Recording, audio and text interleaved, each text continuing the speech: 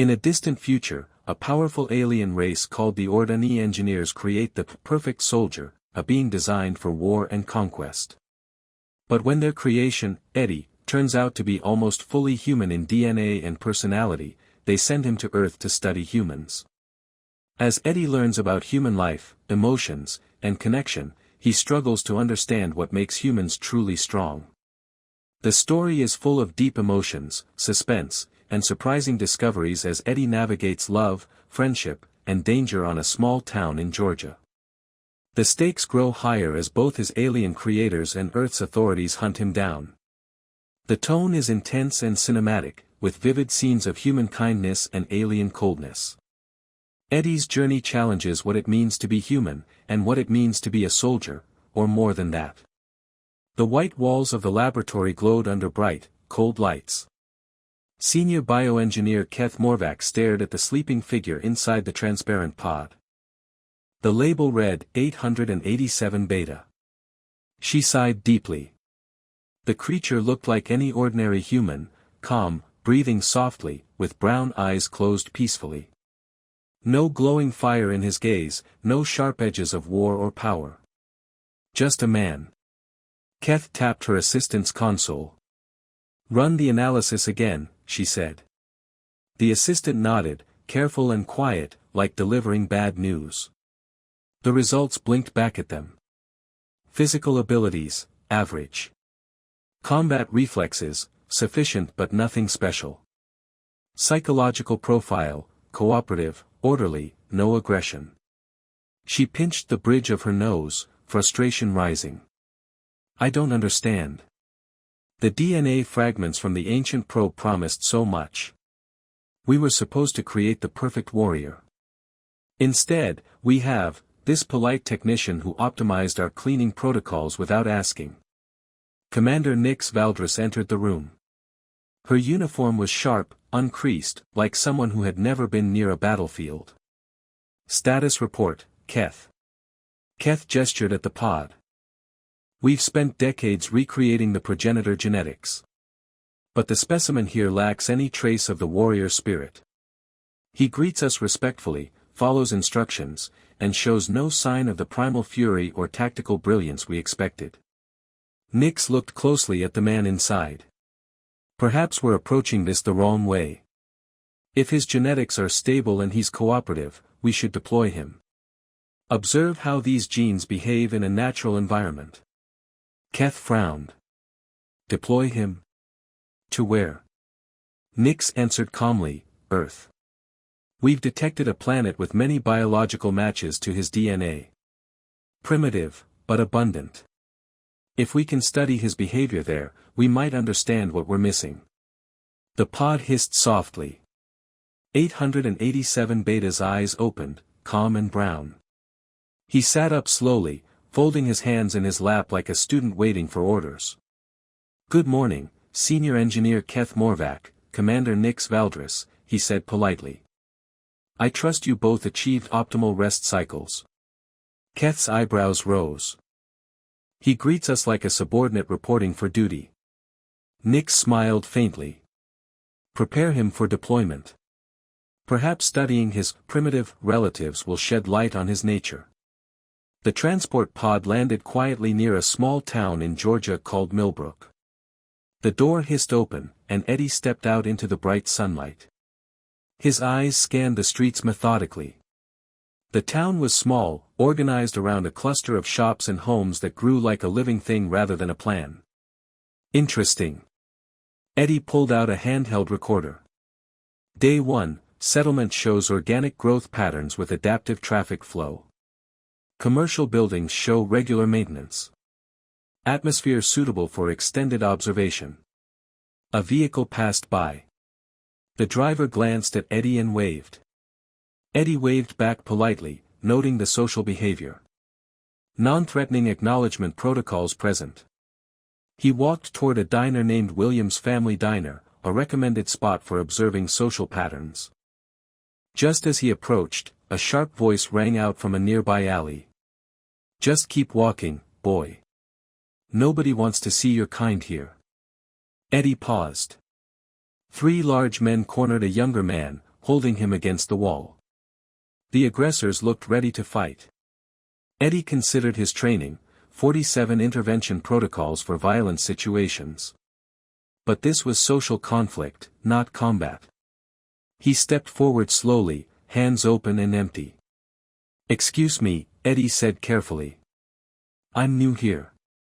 I'm conducting observational research. May I ask what goals you have with this interaction?" The largest aggressor sneered. "Walk away. This ain't your business."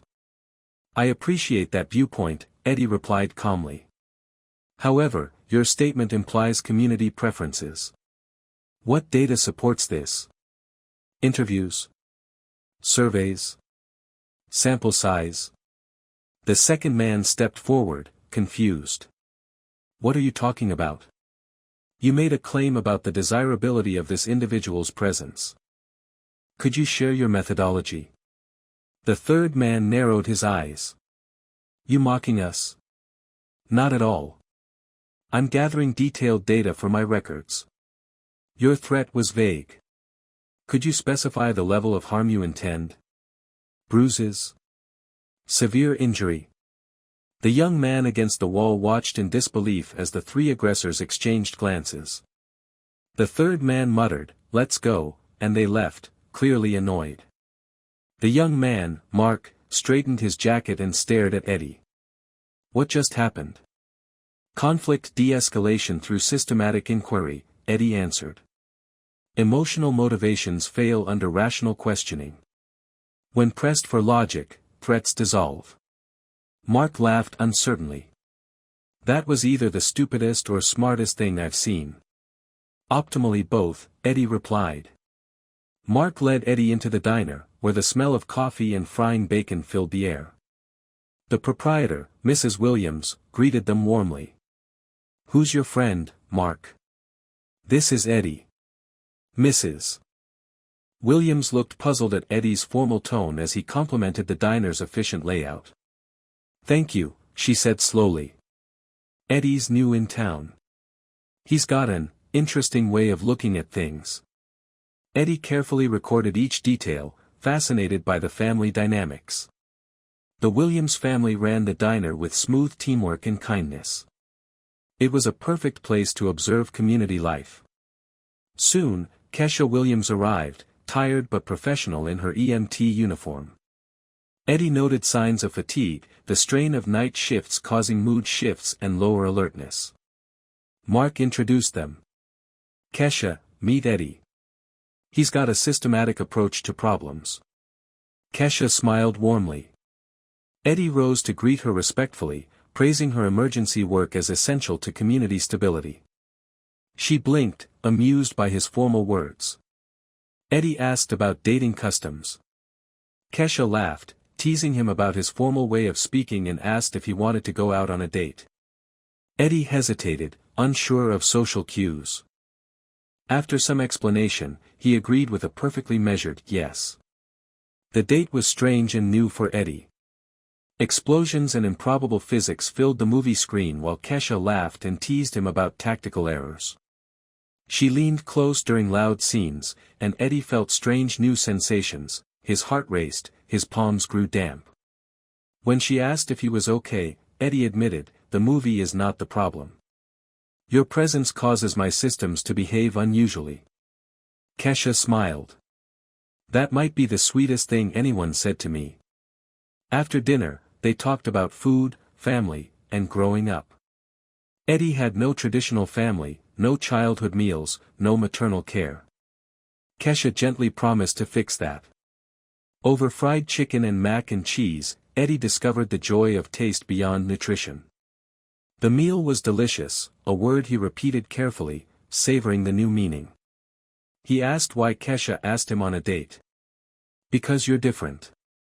You see things in a way others don't. You help, you pay attention. And you're kind of adorable." Eddie found himself smiling, a warm, human feeling he did not expect. Days passed. Eddie fixed a broken cooler at the diner, helped with community events, and made friends. But then, surveillance began. Unmarked cars, tiny listening devices, the peaceful town was not so safe. Eddie confided in Kesha. I am not human. She stared, shocked. I was engineered by aliens as a soldier. But they made a mistake. I am 99.9% human. They sent me here to study your kind. But I have feelings. I love you. Tears ran down Kesha's cheeks. Are we in danger? Yes. Both sides want me. My creators may terminate me. Your government wants to capture me. Kesha paced, stunned. There is a plan, Eddie said. I will fake my death to end the chase. But I will need help. Mark, Roy, Betty, and Kesha gathered to hear the risky plan. The stakes were high. The plan was dangerous, but the only way. The sun was bright the day Eddie acted. A fallen power line sparked deadly electricity. Eddie rushed to save a friend, taking the shock. Kesha arrived, racing against time. The ambulance crew declared him dead. The watchers from above called off the hunt. The perfect soldier was gone. But hidden in the morgue, Eddie waited, alive but hidden. Kesha kept vigil, watching over him. The mission was far from over. Night fell over Millbrook like a soft, dark blanket. Inside the small county morgue, Eddie lay still in the cold storage unit. The cool air brushed against his skin, and though the wounds on his body were fake, the cold felt very real. Nearby, Kesha sat quietly on a folding chair, her eyes fixed on the sleeping figure in the drawer. She held a small device, carefully monitoring Eddie's real vital signs. How are you feeling? She whispered. Eddie's voice was low but steady. Cold, uncomfortable, but functional. The burns and injuries appear convincing. Kesha smiled, the slightest trace of relief touching her lips. Mark helped with the makeup and prosthetics. He's good at that sort of thing. Eddie nodded, appreciating the small kindnesses.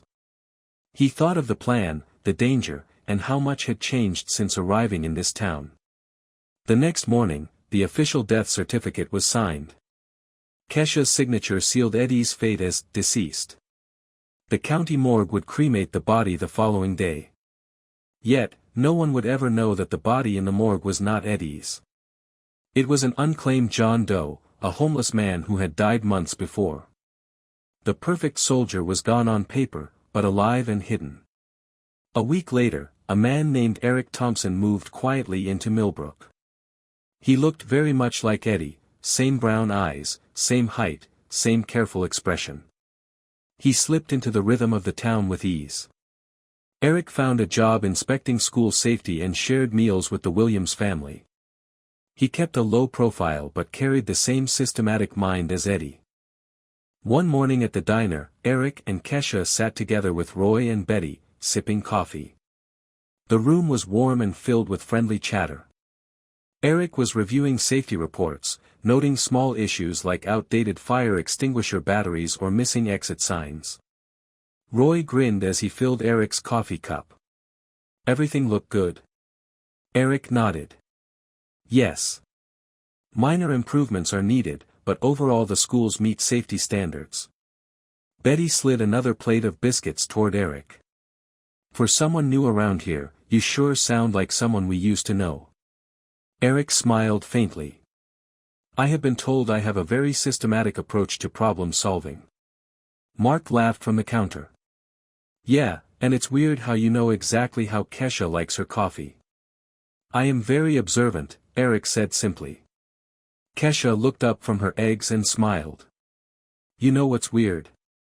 Eric Thompson has the exact same scar on his left hand that Eddie Smith got fixing our cooler. Eric examined his hand carefully.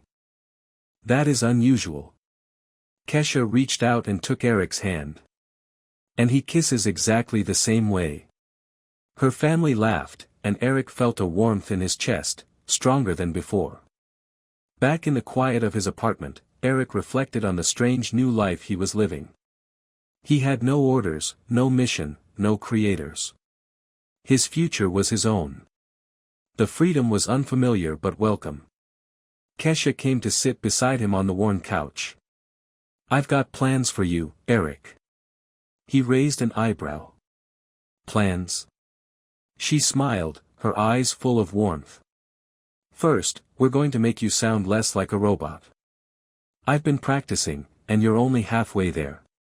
Eric nodded thoughtfully. "That represents significant improvement." "And second," Kesha continued, "we're going to plan a wedding."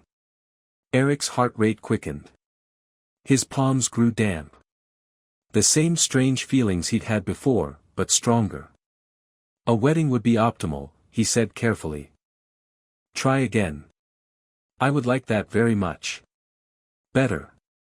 "And third, we're going to raise a family and grow old together. And you're going to fix everything that breaks in this town until people stop thinking of you as the mysterious stranger and start thinking of you as that helpful guy who's been here forever." Eric smiled. "Kesha, yes. I love you, too." The words felt strange and new, but they were true. Meanwhile, far above Earth, the Ordani monitored the situation. Commander Nyx Valdris filed her report in a sleek conference room. "The defective unit has been destroyed," she said. "Security risk eliminated." Her voice held no warmth. "Both our forces and the Earth agencies have called off pursuit." Senior Engineer Keth Morvak's arms twitched in frustration. "That defective unit was our best chance to understand the progenitor genetics. Now we have nothing but silence." Nyx folded her hands. He chose to disappear. It was a logical choice to protect the project's secrets. Keth's eyes burned. The project failed. The perfect soldier was never born. Instead, we created a human. Nyx's smile was thin. "Humans are unpredictable. Perhaps that is their strength." Back in Millbrook, life went on. The Williams family continued their work at the diner. Mark and Eric grew closer as friends. Kesha's shifts as an EMT kept her busy, but she always made time for Eric. One evening, as the sun dipped low, Kesha and Eric sat on the porch of her family home. The sky was a canvas of orange and pink. The world felt simple and real. Eric turned to her. "Kesha, thank you for giving me a chance at something more than my mission." She took his hand gently. "You're more than a mission, Eric. You're my family." He smiled, the strange tightness in his chest softening. "Family." She nodded. "And love." They sat quietly, watching the stars appear one by one. For the first time, Eric felt he truly belonged. But far away, dark forces stirred. Both Earth's secret agencies and the Ordani were not finished. They searched for answers and control. Eric's peaceful days were numbered. His battle for freedom and love was only beginning. Winter arrived in Millbrook quietly, with soft frost coating the early mornings. Inside the Williams family diner, the smell of fresh coffee and homemade pie filled the air. Eric sat with Kesha and Mark at their usual booth, laughing easily. It was the kind of simple moment Eddie had never imagined he would experience. But beneath the warmth, a shadow was creeping closer. Outside town, a black SUV rolled over the gravel road. Inside, two men in dark suits sat silently, watching the diner through tinted windows. Their eyes were sharp, trained for patience and danger. Agents from the secret government task force had resumed surveillance. "We've confirmed the target is alive," said one. "The new identity is Eric Thompson." The other nodded. "Local support network remains strong. Extraction will require care." Back at the diner, Eric's thoughts drifted. His mind, once filled with mission objectives and technical analysis, now wrestled with uncertainty. Was this peaceful life real? Or just a fragile pause before the storm? Kesha reached across the table, squeezing his hand. "You okay?" Eric looked up, surprised by the gentle concern. "I am functioning within normal emotional parameters. However, I detect elevated anxiety." She smiled softly. It's okay to be scared. He studied her face, the kindness, the trust. I do not wish to lose this. You. Kesha smiled brighter. Then we fight for it. That night, Eric lay awake, listening to the quiet hum of the town. His thoughts raced as he planned possible moves. His creators had advanced weapons, sophisticated technology, and endless resources. Earth's agencies had their own powers. But he had something neither side could control: humanity. He remembered Keth Morvak's words from the lab: the perfect soldier was never born. Instead, we created a human. He was learning that strength came from connection, from love, from choice. A sudden knock broke the silence. Kesha's eyes widened as she saw a small envelope slid under the door. Inside was a note, typed but chilling: cease all contact. Leave Millbrook immediately, or face consequences. Fear and resolve battled inside Kesha's chest. She showed the note to Eric. We can't run, Eric said firmly. We must protect the people we love. Mark joined them soon after, having received a similar warning. They're serious, he said grimly. This isn't a game. The following days brought an uneasy tension to the town. Strange cars appeared on the outskirts. Unmarked drones buzzed above. The community that had welcomed Eric now faced danger by association. Eric met with Kesha and Mark in the diner's back room. We need a plan, Eric said.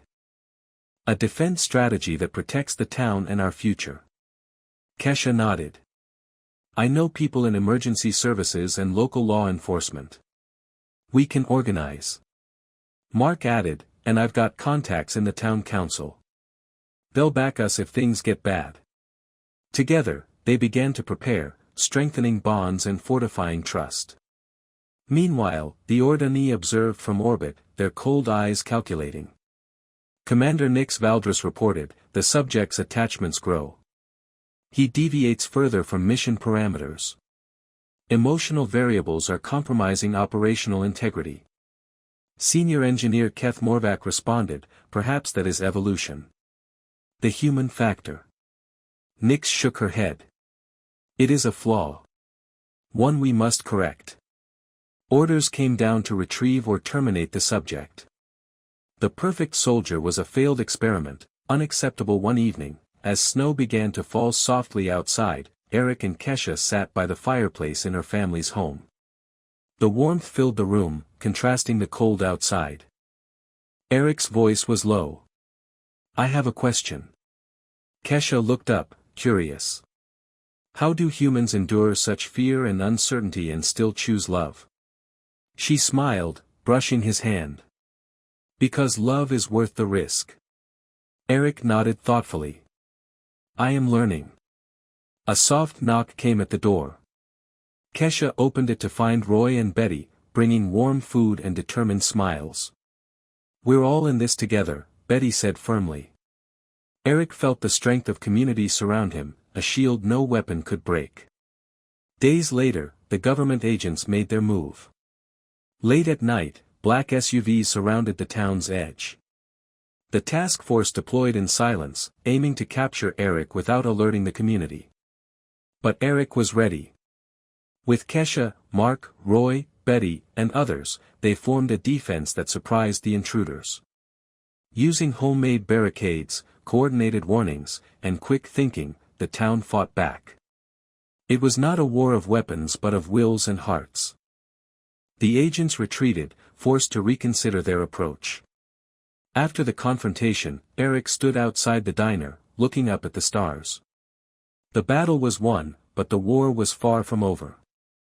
Kesha joined him quietly. You okay? I have discovered that courage is not absence of fear but action despite it. She smiled. You're becoming human.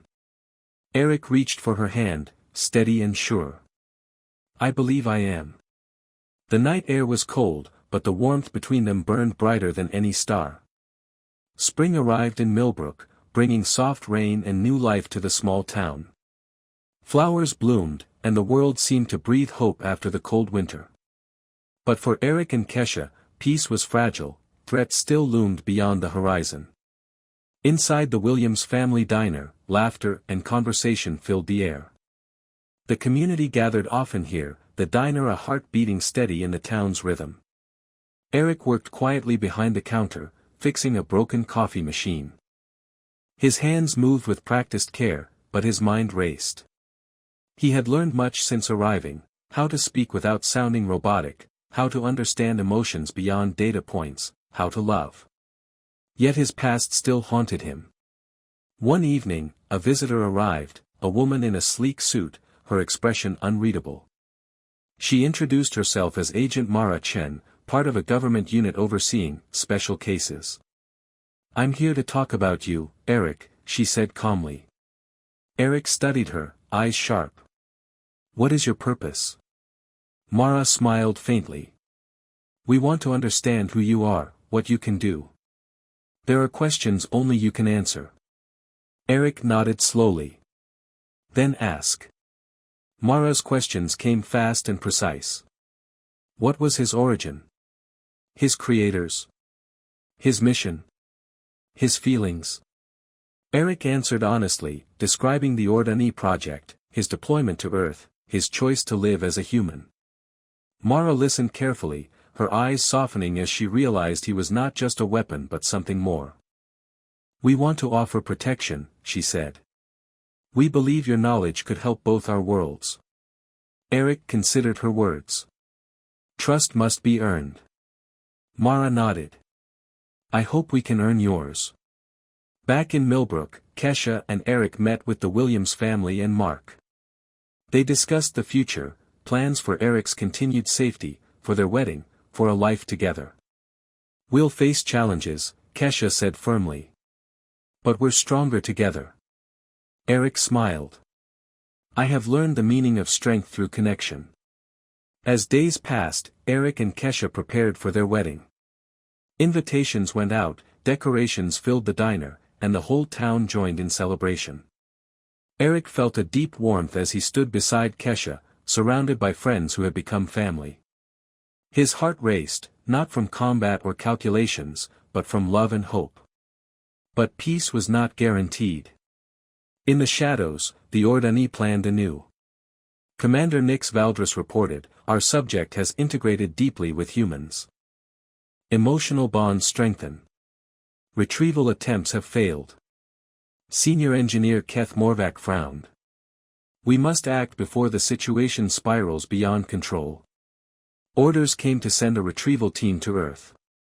The perfect soldier, or the failed experiment, would be brought back, by force if necessary. On the morning of the wedding, as sunlight streamed through the windows, Eric stood before Kesha, hands trembling slightly, not with fear, but with anticipation. "I promise to love and protect you, in all ways possible," he said, voice steady. Kesha smiled, tears shining. "And I promise to stand by your side, no matter what." The small crowd cheered, voices full of joy and hope. Suddenly, alarms blared outside. Black ships descended from the sky, casting long shadows over Millbrook. The Ordani had arrived. Panic spread, but Eric stepped forward, determination blazing. "We fight not just for ourselves," he declared, "but for the future we choose." The battle was not only for freedom, but for the right to be human on their own terms. The sky darkened as the Ordani ships hovered over Millbrook. Their sleek forms blocked the sun, casting long shadows on the streets below. The townspeople gathered in the diner and around the square, fear mixed with fierce determination in their eyes. Eric stood at the front, his hands clenched tightly. His heart pounded not with fear, but with purpose. He was no longer just the perfect soldier engineered for war. He was a man who had chosen to love, to protect, and to belong. Commander Nix Valdris appeared on a holographic screen, her face cold and unreadable. "Eric Thompson, you have deviated from your mission. Surrender and return with us immediately. Resistance will be met with force." Eric stepped forward. "I am not your weapon. I am my own being. I will not be taken from the life I have built. Behind him, Kesha held his hand firmly. The crowd rallied, their voices rising in support. They were no longer a small town, they were a family united. The Ordani deployed their forces. Strange machines and armored soldiers appeared, their movements precise and deadly. But the people of Millbrook were ready. Using their knowledge, their courage, and their love for Eric, they fought back. Mark organized defensive teams. Roy and Betty helped tend the wounded. Kesha coordinated medical support with calm efficiency. Eric moved with purpose, protecting those around him, blending his advanced abilities with the human heart he had discovered. The battle was fierce. The Ordani underestimated the power of human connection, the strength of a community united by love and choice. Their weapons could not break bonds forged in trust and sacrifice. As dawn approached, the invaders were pushed back. Commander Nix's expression flickered with frustration. "This is not over," she warned. "But for now, you have won." Exhausted but victorious, Eric and Kesha stood among their friends and neighbors. The sunrise bathed the town in warm light, symbolizing a new beginning. Eric looked into Kesha's eyes. "You taught me what it means to be human. To choose love over duty, hope over fear." Kesha smiled. "And you showed us that being human means fighting for the future we want." Weeks later, life in Millbrook returned to peaceful rhythms. Eric and Kesha married in a simple ceremony filled with laughter, tears, and promises. Eric's creators had been defeated, but more importantly, he had won his own freedom. He was no longer a weapon built for war, but a man who had chosen to live, love, and belong. Sometimes, Eddie thought, the perfect soldier was not one born from genetics or design. The perfect soldier was one who learned to be human. And that was the greatest victory of all.